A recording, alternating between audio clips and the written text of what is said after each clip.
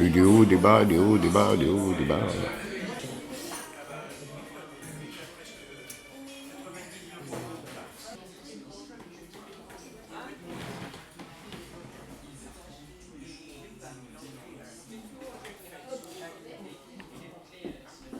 Oh, il était en dents de scie, c'est-à-dire. Puis là, pour l'instant, on les stagne. Non, la première fois, c'était avec une pute rue Saint-Denis. Ben oui, c'est plus rapide. Ouais, on arrive, on nous enfile la capote et boum, il envoie. 18 ans. J'étais chez un cousin germain qui était agent d'assurance. Un jour, il vient me voir, il me fait tu vas aller à telle adresse, parce qu'il y avait tous les trucs qui avaient déjà été faits à leur bureau, mais pour la signature, il fallait repasser chez elle. Et tu t'appelles Jean-Pierre Henry. Et le cousin, il voulait pas y aller. Tous ses collègues lui avaient passé le mot. Fais attention si tu vas là-bas. J'arrive à l'interphone, elle répond, je lui dis voilà, je travaille pour une assurance Intel. Je m'appelle Jean-Pierre Henry. Montez, montez. Puis bah j'arrive, je présente Jean-Pierre Henry. Il fallait 2 prénoms.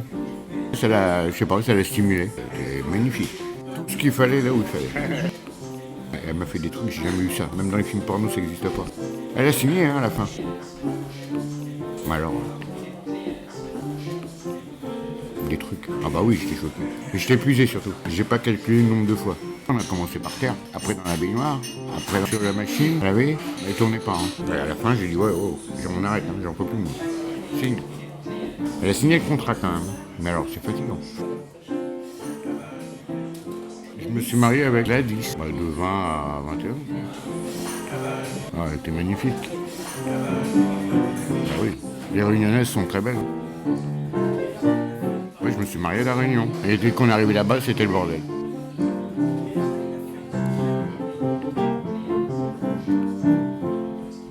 On est resté mariés 6 mois. C'est des trucs un peu bizarres. C'est pas du vaudou, mais c'est à peu près pareil. C'est un peu bizarre ce qui se passe à La Réunion. Les yeux rouges et une humeur massacrante. Tous les 15 jours. Elle et sa mère, pareil. Je vous dis, elles font des yeux rouges et une humeur massacrante. C'est prise de tête tous les jours. Là, c'est moi qui me suis barré, là, oui, carrément. Oui, je suis divorcé. Oh, à 86, à 91. 5 ans sans personne, quoi.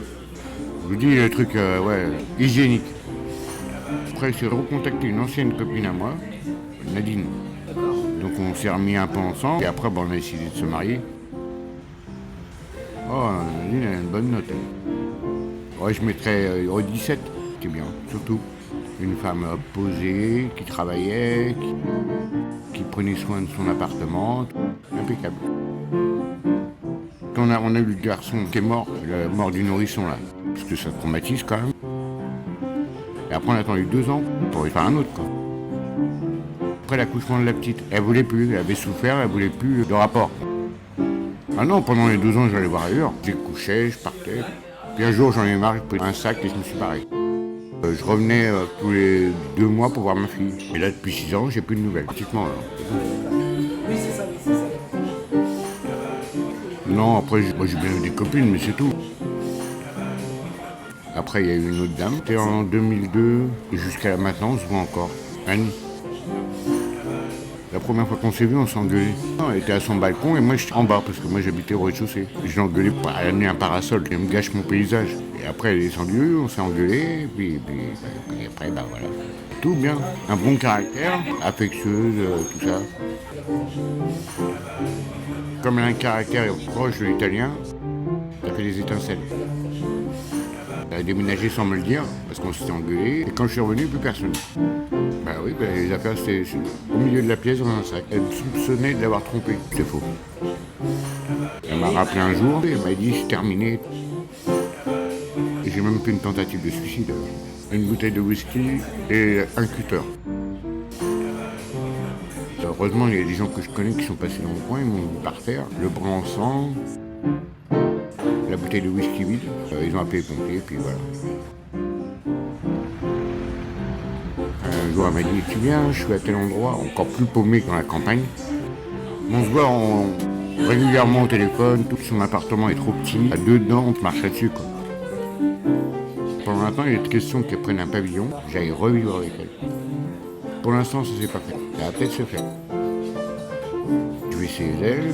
Le matin, je sors, je fais les courses, machin et tout. Elle me dit, prends ton temps, tac, tac, tac, et voilà.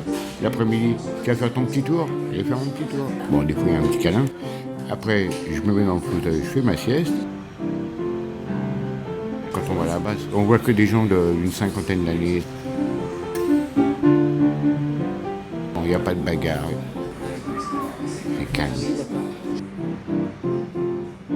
C'est impeccable. J'ai mes chaussons là-bas et tout.